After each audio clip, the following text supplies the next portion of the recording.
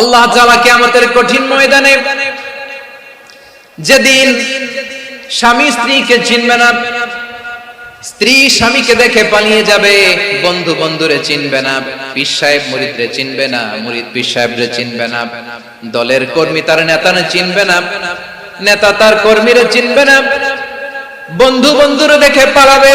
কঠিন মুহূর্তে সূর্যটা মাথার কাছে চলে আসবে, জমিনটা তামার জমিন হবে, আজকের জমিনের মতো নয়।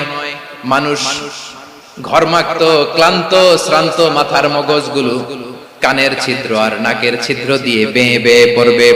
বিশ্বনবী ফরমান, ময়দানে 7 শ্রেণীর ব্যক্তিকে রব্বুল আলামিন তার আরশের নিচে ছায়া দিবেন। তার মধ্যে প্রথম শ্রেণীর ব্যক্তি হলো ইমামুন আদিল। ইমামুন আদিল, ন্যায়পরায়ণ শাসক, যে ইনসাফের সাথে বিচার করে, যে জাস্টিস সমাজে সার্ভ করে, যে সুশাসন নিশ্চিত করে, ওই ইমামুন আদিল। আদিল শব্দটা বুঝছেন না? ইন্নাল্লাহা ইয়া'মুরু বিল আদল, পাইছেন? আদিল। 7 শ্রেণীর ব্যক্তিকে আল্লাহ তাআলা সুশীতল আরশের নিচে ছায়া দিবেন, যেদিন তার দেয়া ছায়া ছাড়া কোনো ছায়া থাকবে না। এর প্রথম হচ্ছে ইমামুন আদিল, ন্যায়পরায়ণ শাসক। চিল্লায় বলেন সুবহানাল্লাহ।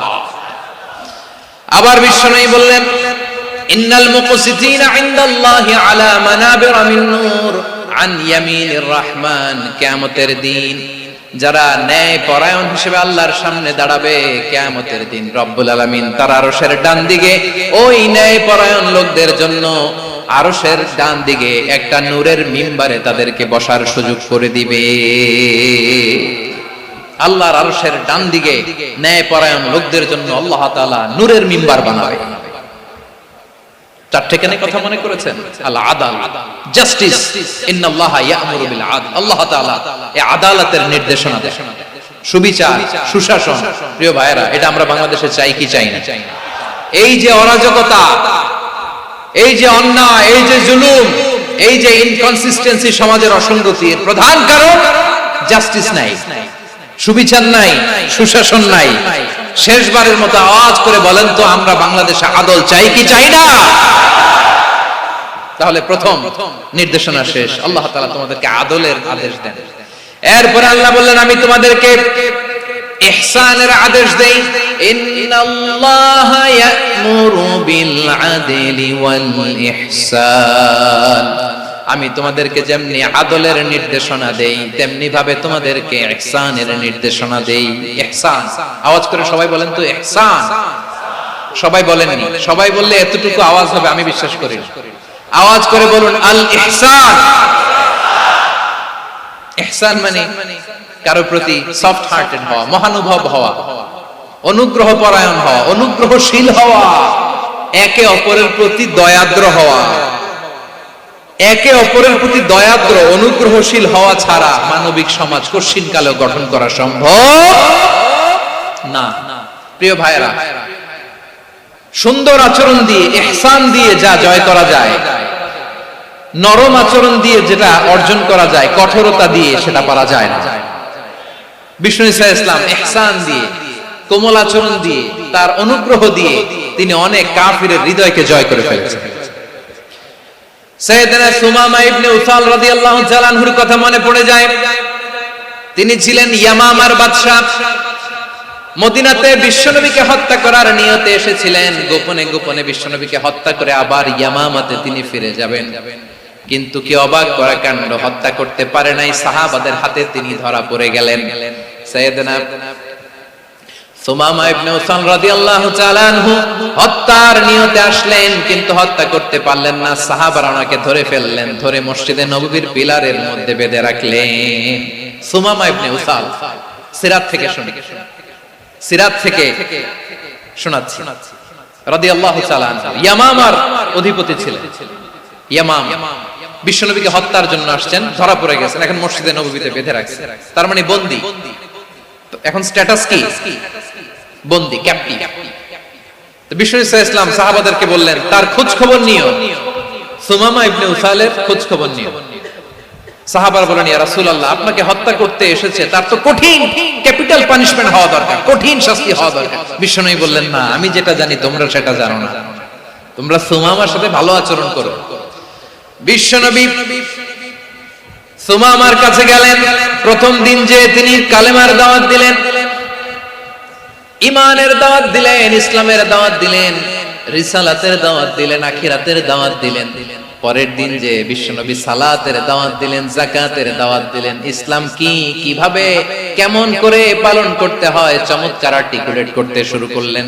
তন্ময় হয়ে সুমামা ইবনে উসাল রাদিয়াল্লাহু তাআলা আনহু বিশ্বনবীর কথাগুলো শুনতে আরম্ভ করলো। একদিন নয়, দুই দিন নয়, টানা 3 দিন বিশ্বনবী সুমামার কাছে ইসলামকে প্রেজেন্ট করেছেন, উপস্থাপন করেছেন। আওয়াজ করে বলেন, কয় দিন? 3 দিন। 3 দিন মসজিদে নববীতে বাধা। আর সাহাবীদেরকে বললেন, তার খোঁজ খবর নিও, তোমরা যে রুটি বানাও এর মধ্যে সবচেয়ে ভালো আটার রুটিটা তারে দিও, সবচেয়ে রিফাইন্ড খেজুর, যেটা পিওর খেজুর, এটা তারে দিও। আর বিশ্বনবী নিজের উট থেকে দুধ দহন করে ওনার বাড়ির এক কর্মচারীকে বলেছেন, দুধ দহন করে সুমামার জন্য নিয়ে যায়। সুবহানাল্লাহ পড়বেন না?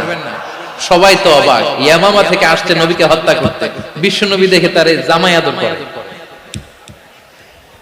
তাকে মজার মজার খাবার দিও, দুধ দিও, আদর আপ্যায়ন করো। একদিন নয়, 2 দিন নয়, টানা 3 দিন বিশ্বনবী এভাবে সুমামার কাছে যে ইসলামকে প্রেজেন্ট করতে আরম্ভ করলেন, ইসলামকে উপস্থাপন করতে শুরু করলেন। আর তাকে চমৎকার এন্টারটেইনমেন্ট, আপ্যায়ন দিতে আরম্ভ করলেন। টানা 3 দিন যখন ইসলামের দ্য বিউটিজ অফ ইসলাম, ইসলামের সুমহান বাণী, সৌন্দর্য তার কাছে উপস্থাপন শেষ, তাকে আপ্যায়ন শেষ, বিশ্বনবী বললেন সাহাবাদেরকে, যাও এবার সুমামার হাতের পায়ের রশি দুটো খুলে দাও। সাহাবারা বললেন, ইয়া রাসূলুল্লাহ, কি বলেন আপনি? ও তো হত্যাকারী, সুযোগ পায় নাই, আপনারে মারতে পারে নাই, ছেড়ে দিলে আবারও আপনার উপর তলোয়ার নিয়ে ঝাঁপিয়ে পড়বে। নবী, এই সিদ্ধান্ত আপনি নিতে যাবেন না। বিশ্বনবী বললেন, যেটা বলেছি সেটা করো, সুমামার রশিগুলো ছেড়ে দাও, সুমামার হাতে পায়ের রশিগুলো যে তোমরা খুলে দাও। সাহাবারা তর্ক জোরে দিলেন, লা ইয়া রাসূলুল্লাহ, এমনটা করবেন না, তো ভয়ঙ্কর, ভয়ঙ্কর খুনি, কি জানি কি হয়ে যায়। বিশ্বনবী বললেন, না, তার হাতে পায়ের রশিগুলো খুলে দাও। সাহাবারা বিশ্বনবীর কথা মতো তার হাতে পায়ের রশিগুলো খুলে দিল। সুমামা মুহূর্তের মধ্যে মসজিদে নববী থেকে বের হয়ে ইয়ামামায় ফিরে না যে মসজিদে নববীর পাশে একটা খেজুর বাগান ছিল, সেখানে চলে গেলেন। সেখানে একটা ছোট্ট কুয়া ছিল, কুয়ার পানি দিয়ে তিনি গোসল করলেন। সুবহানাল্লাহ পড়েন। কুয়ার পানি দিয়ে গোসল করে মসজিদে নববীর সামনে এসে বিশ্বনবী এবং সাহাবাদের সামনে দাঁড়িয়ে সাব্বাবা উঁচু করে বললেন, আশহাদু আল্লা ইলাহা ইল্লাল্লাহ ওয়া আশহাদু আন্না মুহাম্মাদান আবদুহু ওয়া রাসূলুহু। আল্লাহু আকবার। আমি সাক্ষ্য দিচ্ছি আল্লাহ ছাড়া কোনো ইলাহ নাই, আর মুহাম্মদ আল্লাহ তাআলার প্রেরিত বান্দা এবং রাসূল। প্রিয় ভাইয়েরা, ইহসান দিয়ে যা জয় করা যায়, কঠোরতা দিয়ে সেটা কঠিনকালেও জয় করা যায় না। আওয়াজ করে বলেন, ঠিক কি না? এবার সুমামা দাঁড়িয়ে বলে, ওগো নবী, আমি তো কালিমা পড়ে মুসলমান হয়ে গেলাম, এবার শুনেন, এই মুহূর্তের আগে আপনার চেহারার চাইতে নিকৃষ্ট কোনো চেহারা আমার কাছে ছিল না, কিন্তু শাহাদা পাঠ করার পরে আপনার চেহারার চাইতে উত্তম শ্রেষ্ঠ কোনো চেহারা আমার কাছে আর নাই। ও নবী, আজকের দিনের আগে ইসলাম ধর্মের চেয়ে নিকৃষ্ট অপছন্দনীয় কোনো ধর্ম আমার কাছে ছিল না, কিন্তু এই মুহূর্ত থেকে ইসলামের চেয়ে সেরা শ্রেষ্ঠ পছন্দনীয় কোনো ধর্ম আমার কাছে নাই। নবী গো, আজকের দিনের আগে মদিনার চাইতে অপছন্দনীয় নিকৃষ্ট কোনো শহর আমার কাছে ছিল না, কিন্তু এই মুহূর্তের পর থেকে মদিনার চাইতে কোনো শ্রেষ্ঠ শহর আমার জানা নাই। সে ছিল গমের বড় ডিলার, গম বেচতো। কি বেচতো? তার গম কিনে মক্কার লোকেরা রুটি খাইতো। সে ঘোষণা দিল, আজকে থেকে মক্কাবাসীদের জন্য সব গম আমি হারাম করে দিলাম, মক্কাবাসী এখন না খেয়ে মরে। সুবহানাল্লাহ পড়বেন না? মক্কাবাসী বিশ্বনবীর কাছে আসলেন, এসে বললেন, মুহাম্মদ, আমরা তো তোমার ভাই, তোমার চাচা, তোমার ভাতিজা, তোমার আত্মীয়, তুমি সুমামারে বলো সে যেন আবার গমের সাপ্লাই মক্কার জন্য অনুমতি দিয়ে দেয়। বিশ্বনবীর অনুমতি ক্রমে সুমামা আবার মক্কাতে গম পাঠাতে শুরু করলো। পড়েন সুবহানাল্লাহ। ইহসান, ইহসান দিয়ে আপনি যেটা জয় করতে পারবেন, you can win the heart of your enemies. ইহসান দিয়ে আপনি আপনার শত্রুর হৃদয়কে জয় করতে পারবেন। আওয়াজ করে বলেন, ঠিক কি না? এজন্য আল্লাহ বললেন ওয়া আনফিকু ফি সাবিলিল্লাহি ওয়া লা তুলকু বিআইদিকুম ইলাত তাহলুকা ওয়া আহসিনু ইন্নাল্লাহা ইউহিব্বুল মুহসিনিন। তোমরা আল্লাহর রাস্তায় দান করবে আর নিজেরা নিজেদেরকে ধ্বংসের হাতে ঠেলে দিও না। তোমরা একে অপরের প্রতি ইহসান করবে, কারণ ইহসানকারীদেরকে আল্লাহ বড় ভালোবাসেন। সুবহানাল্লাহ পড়েন। আবার সূরা রহমানে আল্লাহ বললেন হাল জাযাউল ইহসানি ইল্লাল ইহসান ফাবিআইয়ি আলা, সবাই পড়েন ফাবিআইয়ি আলাই রাব্বিকুমা তুকাযযিবান। ইহসানের প্রতিদান হিসেবে ইহসানি হয়।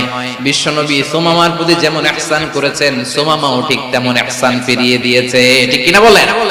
তাহলে এক নম্বরে হচ্ছে আদ, ন্যায় বিচার। দুই নম্বরে সবাই বলে ইহসান, সদাচরণ। ইহসান দুই ধরনের প্রিয় ভাইরা, ইহসান ফিল ইবাদা, ইহসান ফিল মুআমালা। ইহসান ফিল ইবাদা হচ্ছে একাগ্র অনুভবে ইবাদতে ডুব দেওয়া, এর নাম ইবাদতের ইহসান। সুবহানাল্লাহ। বিশ্বনবী বলেন ইহসান মানে কি জানো নাকি? হাদিসে জিবরিলে সাইয়েদনা জিবরিল আলাইহিস সালাম বিশ্বনবীকে বললেন আখবিরনি আনিল ইহসান। নবী আমাদেরকে বলেন ইহসান মানে কি? বিশ্বনবী বললেন আনতা আবুদাল্লাহা কাআন্নাকা তারাহু ফাইন লাম তাকুন তারাহু ফাইন্নাহু ইয়ারাক। ইহসান মানে হলো এমন ভাবে তুমি আল্লাহর সামনে নিজেকে উজাড় করে ইবাদত করবে, তুমি ভাববে তুমি আল্লাহকে দেখতে পাচ্ছ। আর এটা যদি ভাবা তোমার জন্য কঠিন হয়ে যায়, অন্তত এতটুকু তুমি ভাববা যে আল্লাহ তোমাকে দেখতে পাচ্ছেন। ঠিক কিনা বলেন? ও আমার বীর চট্টলার ভাইয়েরা, কেউ যেটা দেখে না সেটা দেখে কে? এই বিশ্বাস হৃদয়ের মধ্যে আছে? নামাজে যখন দাঁড়ান এই ফিলিংসটা আনা যাবে? হ্যাঁ, এশার সালাত তো এখনো হয় নাই না? আলোচনা শেষে এশার সালাত এখানে অনুষ্ঠিত হবে, তাই না? আচ্ছা বলুন তো, আমরা এশার সালাত পর্যন্ত বেঁচে থাকবো এই গ্যারান্টি আছে কার কার? হাত তোলেন। কয়েকজন হাত তুলছে পেছনে, না বুঝে তুলে ফেলছে। এশা পর্যন্ত যে আমরা হায়াত পাবো কোনো গ্যারান্টি আছে? সবাই আওয়াজ করে বলেন গ্যারান্টি আছে? গ্যারান্টি নাই। এজন্য বিষ্ণু ইসলাম বলেছে এমন ভাবে নামাজে দাঁড়াও, ইবাদত করো, মনে করো হতে পারে এটাই আমার জীবনের শেষ নামাজ। Perform the Salah as if this is your last and final prayer। এমন ভাবে সালাতে দাঁড়াও, ভাবো হতে পারে এটাই তোমার জীবনের শেষ নামাজ। এমন ভাবে নামাজে দাঁড়াও, ভাবো এটাই শেষ নামাজ। তাহলে নামাজে একাগ্রতা বাড়ায় দিবে কে? ফলে ইবাদতের ইহসান আমাদের অর্জিত হবে। আর মুআমালাতে ইহসান হলো, বিশ্বনবী বলেন ইন্নাল্লাহা তাবারাকা ওয়া তাআলা কাতাবাল ইহসানা আলা কুল্লি শাই ফাইদা কাতালতুম ফাআহসিনুল কিতলা ওয়া ইযা যাবাহতুম ফাআহসিনুয যাবহা ওয়ালিয়ুহিদ্দা আহাদুকুম শাফরাতাহু ওয়ালিয়ুরিহ যাবিহাতাহু। ইহসান দুই ধরনের। আওয়াজ করে বলতে হবে কয় ধরনের? সবাই বলুন আওয়াজ করে, কয় ধরনের? একটা হচ্ছে ইহসান ফিল ইবাদা, ইবাদতে ইহসান। ইবাদতে ইহসান কি? একাগ্র অনুভব দিয়ে ইবাদত করা, মন প্রাণ দিয়ে ইবাদত করা। আর মুআমালাতে ইহসান কি? সব কাজে, দৈনন্দিন কাজে, কর্মে, সামাজিক অ্যাক্টিভিটিতে কোমলতা প্রদর্শন করা, অনুগ্রহের সাথে সবকিছু করা। আল্লাহ তাআলা ইন্নাল্লাহা তাবারাকা ওয়া তাআলা কাতাবাল ইহসানা আলা কুল্লি শাই, তিনি সবকিছুর ব্যাপারে ইহসানকে আবশ্যক করেছেন। সবকিছু, মুমিনের সব কাজে ইহসানের পরশ থাকবে। ওয়া ইযা কাতালতুম ফাহসিনুল কিতলা, বিষ্ণুই বলেন তুমি যখন কাউকে হত্যা করো ইহসানের সাথে করো। সুবহানাল্লাহ পড়বেন না? যখন হত্যা করো তখনও ইহসানের সাথে। আচ্ছা হত্যা করবো আবার ইহসান আসবে করতে করে তো মেরেই ফেলবো আমি। আল্লাহ, ও ভাই একজন খুন করেছে, খুনি, রাষ্ট্রীয় আইনে তার শাস্তি হয়েছে ডেথ পেনাল্টি, মৃত্যুদণ্ড। এখন মৃত্যুদণ্ড দেখে আপনি যেমনি মন চায় তেমনি মারবেন লোকটারে? ওর নাক কেটে ফেলতে পারবেন? ওর কান কাটতে পারবেন? ওর চোখ উপড়ে ফেলতে পারবেন আপনি? যেমন মন চায় তার অঙ্গহানি করা যাবে না। ইহসানের সাথে তাকে হত্যা করা। সুবহানাল্লাহ, this is Islam, this is the true essence of Islam. ওয়া ইযা যাবাহতুম ফাহসিনুয যাবহা, যখন জবাই করবে তখনও ইহসানের সাথে জবাই করবে। করব জবাই, ওইখানেও নাকি ইহসান। আচ্ছা কুরবানির দিন আমরা পশুগুলোরে কি করি বলেন সবাই আওয়াজ করে? জবাই। জবাই মানে তো এটার মেরেই ফেলতেছি, একটু পরে তো টুকরো টুকরো করে গোশতগুলো খাবো, এটা তো খাবো, এটা তো মেরেই ফেলবো। বিষ্ণু বলে না, জবাইয়ের মধ্যেও মুমিনের জবাইয়ের ভেতরেও ইহসানের পরশ থাকা চাই। যখন জবাই করবে প্রাণীটাকে হাত পা টাইট করে বেঁধে নাও, ছুরিটাকে শার্পেন করে নাও, ধারালো করে নাও, যাতে অল্প সময়ে জবাইটা হয়ে যায়, প্রাণীটা যাতে কম কষ্ট পায়। সুবহানাল্লাহ পড়ে। দিস ইজ কল্ড ইহসান। ইহসান আল্লাহ তাআলা যেমনি আদলের আদেশ করেছেন, ন্যায় বিচার জাস্টিস এনশিওর করতে বলেছেন, সমাজে ইহসানের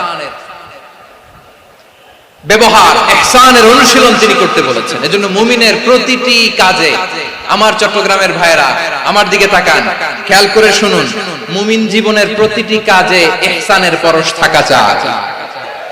আমরা যেন আমাদের পরিবারের প্রতি ইহসান করি, আমরা যেন আমাদের কর্মচারীদের প্রতি ইহসান করি, আমরা যেন আমাদের কলিগদের প্রতি ইহসান করি, আমরা যেন আমাদের ভাইদের প্রতি ইহসান করি। মুমিন জীবনের প্রতি কাজে ইহসানের পরশ থাকার দরকার আছে না নাই? কথা বুঝতে পেরেছেন? তাহলে আল্লাহ তাআলার তিনটা আদেশ ছিল, কয়টা গেল? ভুলে গেছে, ভুলে গেছে চট্টগ্রাম। তিনটা আদেশের মধ্যে কয়টা বললাম? প্রথমে কি ছিল? আদল। 2 নম্বরে, 3 নম্বরে রব্বুল আলামিন বললেন ওয়া ইতাইদিল কুরবা, নিকটাত্মীয়দেরকে দান করো, নিকটাত্মীয়দেরকে দাও, যারা তোমাদের ব্লাড কানেকশনের আত্মীয় তাদেরকে তোমরা দাও। এখানে জেনারেলি বললেন দাও, কি দিব সেটা তিনি এখানে বলেন নাই, সেটা তিনি সূরাতুল ইসরার মধ্যে বলেছেন। আল্লাহ বলেন ওয়া আতিদাল কুরবা হাক্কা, নিকট আত্মীয়দেরকে তাদের অধিকার, তাদের প্রাপ্য তোমরা বুঝিয়ে দাও। দেখেন, একটা শান্তির সমাজ, একটা সমৃদ্ধ সমাজ, একটা মানবিক সমাজ গঠনের জন্য আল্লাহ তাআলা বেশি না, মাত্র 3টা অর্ডার, 3টা ভার্ডিক্ট তিনি জারি করেছেন। 1 নাম্বার সুশাসন, ন্যায় বিচার। 2 নাম্বার ইহসান। 3 নাম্বার নিকটাত্মীয়, যারা কাছে, তোমার ভেরি ক্লোজ রিলেশনশিপে আছে, তাদেরকে দাও। দাও, দিলে বাড়িয়ে দেয় কে? অনেকে দিতে চায় না, কৃপণতা করে। দিলে বাড়ায় দেয় কে? ও মিয়া, মদিনার মধ্যে সবচাইতে গরীব সাহাবী ছিল বেলাল রাদিয়াল্লাহু তাআলা আনহু। ওনার এন্টায়ার অ্যাসেট, সম্পদের পরিমাণ কতদূর জানেন? একটা লুঙ্গি।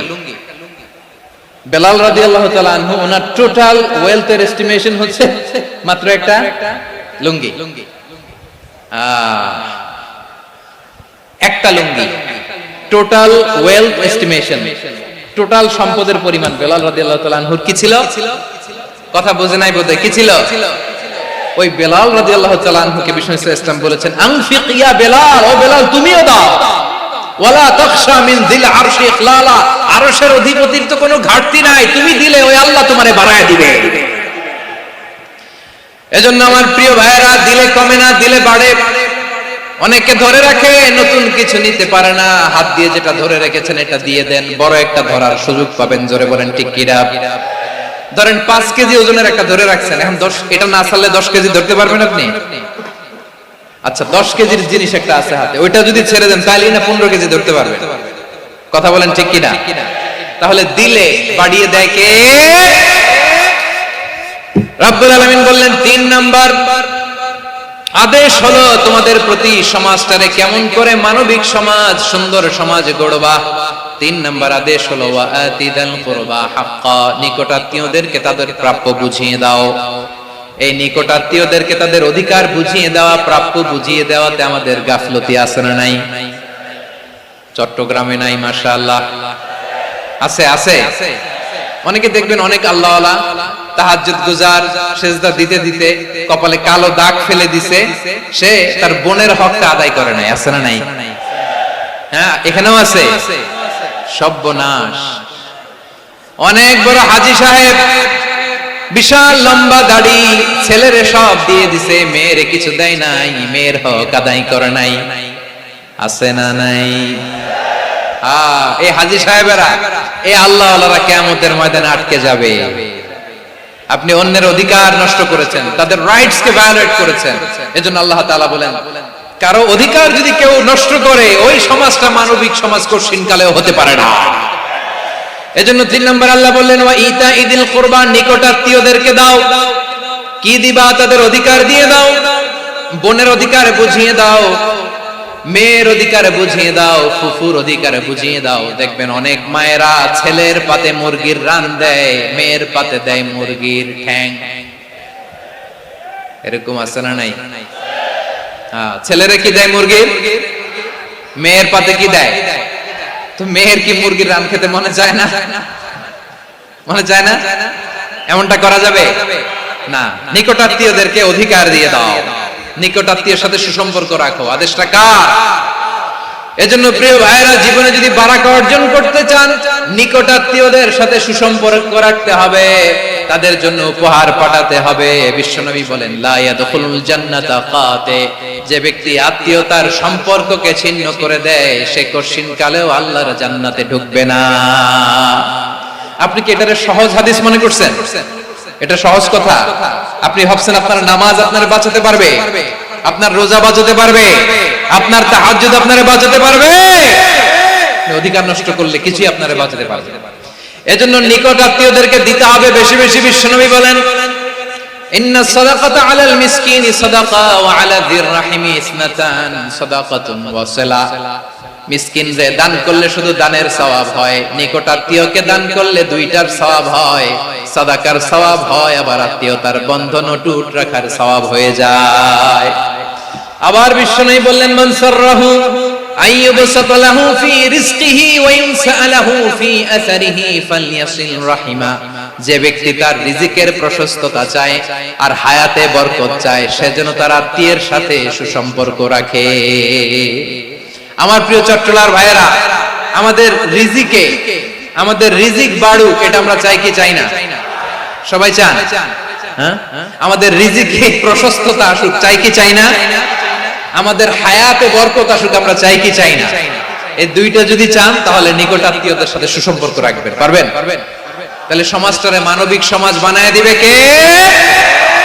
তিনটা আদেশ চলে গেল। কয়টা? আওয়াজ করে বলেন। এক নম্বরে কি ছিল? দুই নম্বরে, তিন নম্বরে নিকট আত্মীয়দেরকে দান। আপনাদেরকে আরো শোনার আগ্রহ আছে? আপনাদের মনোযোগ আছে না গেছে? কষ্ট হচ্ছে না? মাশাআল্লাহ, মাশাআল্লাহ। তাকবীর পড়ুন, লিল্লাহি তাকবীর।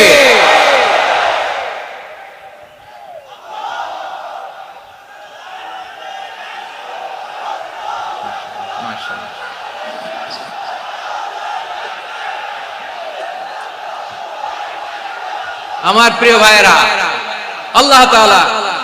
আল্লাহ তাআলা তিনটা জিনিসের যেমনি আদেশ করেছেন, অনুরূপ ভাবে তিনটা বিষয়ে তিনি বারণ করেছেন, নিষেধ করেছেন। ওগুলোর কাছেও যাওয়া যাবে। শুনবেন।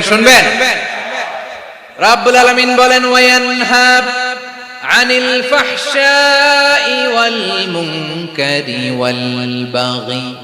আমি যেমনি তিনটি বিষয়ে আদেশ করলাম, অনুরূপ ভাবে তিনটি বিষয়ে বারণ করলাম, নিষেধ করলাম। আমার এক নাম্বার নিষেধাজ্ঞা হলো অশ্লীলতার প্রতি। ফাহশা, ওয়ায়ানহা আনিল ফাহশা, আল্লাহ তাআলা অশ্লীলতাকে নিষেধ করেছেন। কোন জিনিসকে? সবাই বলুন, কোন জিনিসকে? যত ধরনের, যত টাইপের, যত ক্যাটাগরি অশ্লীলতা হতে পারে, সব অশ্লীলতাকে হারাম করেছেন কে? ফাহশা মানে কি? কথায়, কাজে, আচরণে, কমেন্ট, ফেসবুকের কমেন্টসে যত ধরনের নোংরামো আছে, যত ধরনের অশ্লীলতা আছে, এটাকে আরবিতে বলে ফাহশা। এটাকে কি বলে? রাব্বুল আলামিন বলেন, কুল ইন্নামা হারামা রাব্বিয়াল ফাওয়াহিশা মা যাহারা মিনহা ওয়া মা বাতান। ও নবী, আপনি বলে দেন, আমার রব প্রকাশ্য, অপ্রকাশ্য, স্পষ্ট কিংবা অস্পষ্ট, দৃশ্যমান কিংবা অদৃশ্যমান সব অশ্লীলতাকে হারাম করেছেন। সব ধরনের অশ্লীলতা হারাম, সব ধরনের। আল্লাহ তাআলা আমাদেরকে অশ্লীলতা থেকে বাঁচান, অশ্লীলতা থেকে তিনি আমাদেরকে হেফাজত করুক। পড়েন আমিন। এবার বলেন, আমাদের সমাজে অশ্লীলতা আছে না নাই? চট্টগ্রামে নাই? আমি কই নাই, ওনারা বলে আছে। দেখছেন, আমি সামহাও বাঁচায় দেওয়ার ট্রাই করতেছি, ওনারা বলে আছে। অশ্লীলতা নানা ভাবে, নানা নামে, নানা মোড়কে আমাদের সমাজে আছে না নাই? সংস্কৃতির নামে, ফ্যাশনের নামে, বিনোদনের নামে, উপন্যাসের নামে, কনসার্টের নামে অশ্লীলতা আছে না নাই? আপনি দেখেছেন কনসার্টগুলোর অবস্থা? এই যে আতিফ আসলাম যে আসছে আমাদের দেশে, তারপর কে কে আসছে, আমাদের তরুণ তরুণীরা, আমাদের যুবক যুবতীরা, আমাদের জেনজিরা, কি অবস্থা ওইখানে? কি অবস্থা? কে বাঁচাবে ওদের? কে রক্ষা করবে ওদের ইমানের, ওদের চরিত্রের হেফাজতের গ্যারান্টি কে দিবে? কনসার্টের নামে অশ্লীলতা আছে না নাই? ছেলে মেয়ে একে অপরকে জড়ায় ধরতেছে, একে অপরকে চুমু খাচ্ছে প্রকাশ্যে, দিবালোকে, গণমানুষের সামনে। আল্লাহ তাআলা এই অশ্লীলতা থেকে আমাদেরকে বেঁচে থাকতে বলেছেন, বেঁচে থাকতে বলেছেন। রূপালী জগতের নামে অশ্লীলতা আছে না নাই? এই টার্মটা আপনারা জানেন না? রূপালী জগৎ কি জগৎ? আসলে কি রূপালী জগৎ না অন্ধকার জগৎ? আমার বোনেরা, আপনাদেরকে যে কি বলে তারা বুঝায়, রূপালী জগৎ শুনেই আপনি ভরকে যাবেন না। রূপালী জগতে যে নারী যত বেশি উলঙ্গ, সে নাকি তত বেশি সাহসী। জানেন? বলে এটা একটা সাহসী না, খুব সাহসী পদক্ষেপ তার। যত বেশি শরীর থেকে কাপড় নামাতে পারবে, যত বেশি বস্ত্রহীন হয়ে নিজেকে প্রেজেন্ট করতে পারবে, সে নাকি তত বেশি সাহসী। আমার চট্টলার ভাইয়েরা, শয়তানের প্রথমে এজেন্ডা ছিল বনি আদমকে বস্ত্রহীন করা। সে আদম এবং হাওয়া আলাইহিস সালামকে নিষিদ্ধ গাছের ফল খাইয়ে তাদেরকে বস্ত্রহীন করেছে। এই জামিনেও সে আমাদেরকে বস্ত্রহীন করতে চাইবে। এই রূপালী জগতের নামে তারা এটা করে। আমার প্রিয় বোনেরা, আপনি জানেন না আপনার দাম কত? ওরা আপনাদেরকে বিজ্ঞাপনের সস্তা পণ্য বানাতে চায়। ওরা আপনাদেরকে ওদের ভোগের লিপসার টুলস বানাতে চায়। ওরা আপনাদেরকে দিয়ে ওদের খায়েশ পূরণ করতে চায়। এটা আপনাদের জন্য মোটেও ডিগনিটি নয়, এটা আপনাদের জন্য সম্মান নয়। আপনার সম্মান শালীনতায়, আপনার সম্মান হেজাবে, আপনার সম্মান ভদ্রতায়, আপনার সম্মান আপনার ডিসেন্ট পোশাকে। পোশাক বলে দেয় এই নারীটা ভদ্র না অভদ্র। পোশাক বলে দেয় এই মেয়েটা কোন ঘরের মেয়ে। আওয়াজ করে বলেন ঠিক কিনা? আপনি জানেন না, আপনারা এই সস্তা পণ্য বানায়, ভোগের পণ্য, বিলবোর্ডে আপনাকে উলঙ্গ করে উপস্থাপন করে। এই অশ্লীলতার সাথে ইসলামের কোনো সম্পর্ক। এজন্য আল্লাহ বলেন, আমি অশ্লীলতাকে হারাম করেছি। অশ্লীলতাকে হারাম করার প্রথম কারণ হলো এর মাধ্যমে মানবতাকে অপমানিত করা হয়। কারণ মানুষের সম্মান মানুষের পোশাকে। মানুষ যখন পোশাকহীন হয়ে যায়, বস্ত্রহীন হয়ে যায়, তার সম্মান কমে যায়। ঠিক কিনা? অশ্লীলতাকে হারাম করার প্রথম কারণ হচ্ছে মানুষ মানুষকে অপমান করে। একটা নারী, সে তো সম্মানিত। নারী যে কত সম্মানিত, নারীরা এটা বুঝেই নাই। বিশ্বনবী বলেন, আদ-দুনিয়া কুল্লুহা মাতা ওয়া খায়রু মাতা'আদ দুনিয়া আল মারাতুস সালিহা। আমার বোনেরা, 5টা প্যান্ডেলে আপনারা এলইডিতে আমার আলোচনা শুনছেন, আমি জানি। আপনাদের এই গর্ভ যে কত দামি আপনি জানেন না। আপনার পেট থেকেই আসবে আগামী দিনের সালাহুদ্দিন আল আইয়ুবী। আপনার পেট থেকেই আসবে অনাগত দিনের ইমাম মাহদী আল মুনতাদা। আপনার পেট থেকেই আসবে অনাগত দিনের ফয়সাল, ওয়াসিম, মুগ্ধ, আবু সাইদের মতো বীর যোদ্ধা।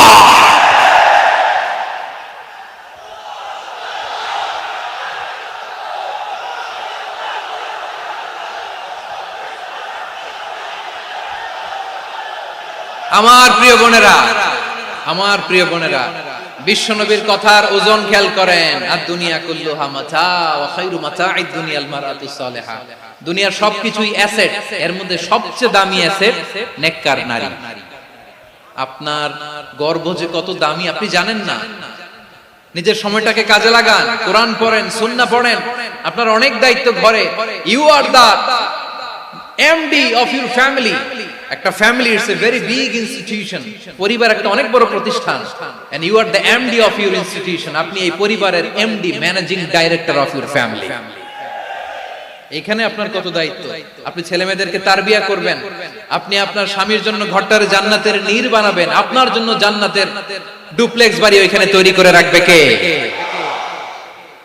আপনি যে কত দামি আপনি জানেন না। নারীদেরকে আল্লাহ বানিয়েছেন উচ্চতর করে, নিম্নতর নয়। নারীদেরকে ছোট্ট জিনিস দিলে এটার বড় করে দেয়, নারীদেরকে ভ্রূণ দিলে, শুক্রাণু দিলে নারী এটারে বাচ্চা হিসেবে উপহার দেয়, ঠিক কিনা?